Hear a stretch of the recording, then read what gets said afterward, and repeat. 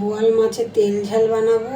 মাছে আমি নুন হলুদ আর একটু সর্ষের তেল দিয়ে মাছটা মেখে রেখে দিয়েছি 10 মিনিট আগে। এবার মাছটা ভেজে নেব।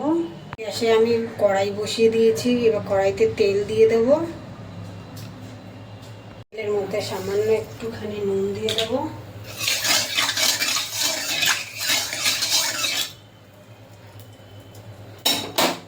তেল গরম হয়ে গেছে। এবার মাছগুলো ছেড়ে দেবো তেলে, চাপা দিয়ে দেবো।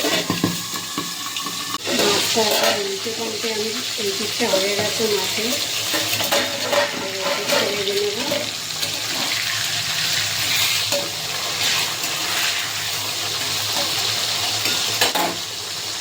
ভাজা হয়ে গেছে, মাছগুলো তুলে নেব।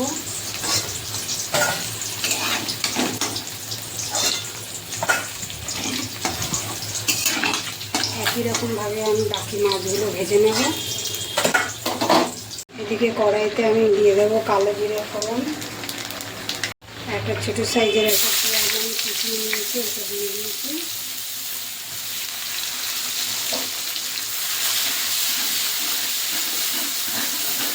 স্বাদ মতো নুন দিয়ে দেবো।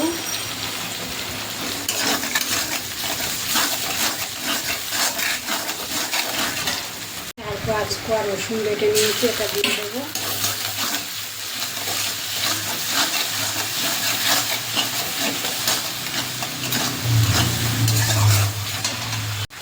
আদা বাটা দিয়ে দেবো।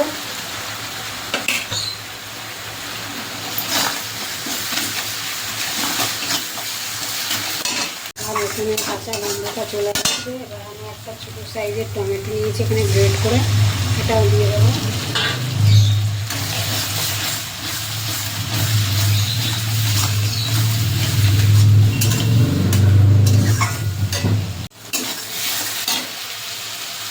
হলুদ দিয়ে দেবো।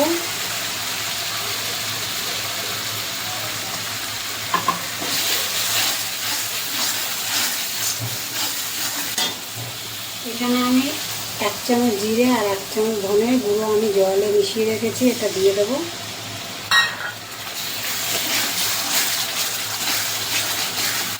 এই মশলাটা ভালো করে বেটে মশলাটা কষিয়ে নেব। কাঁচা লঙ্কা একটা দিয়ে নিই, কাঁচা লঙ্কা দেবো। মশলা কষানো হয়ে গেছে, মশলা থেকে তেল ছেড়ে দিয়েছে। এখানে আমি কাঁচা লঙ্কা, তার সঙ্গে 1 চামচ মতন হলুদ সর্ষে, 1/2 চামচ কালো সর্ষে বেটে নিয়েছি, এটা দিয়ে দিয়েছি। তারপর দিয়ে একটু জল দিয়ে দেবো।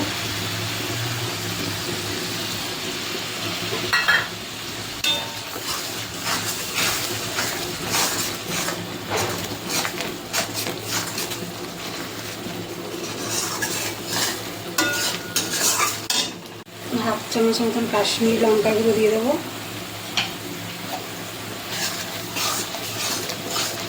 কালারটা সুন্দর হয়েছে বন্ধুরা, দারুণ কালার হয়েছে।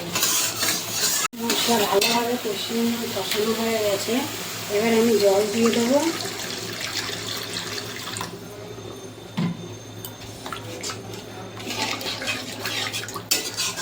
খুব বেশি জল দেবো না। ঝোল ফুটে গেলে মাছটা দিয়ে দেবো। ঝোল ফুটে গেছে, ভেজে রাখা মাছগুলো এবার দিয়ে দেবো।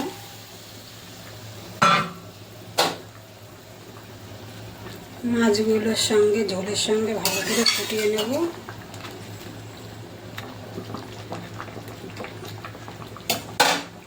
এদিকে বোয়াল মাছের তেল ঝাল হয়ে গেছে বন্ধুরা, এবার নামিয়ে দেবো।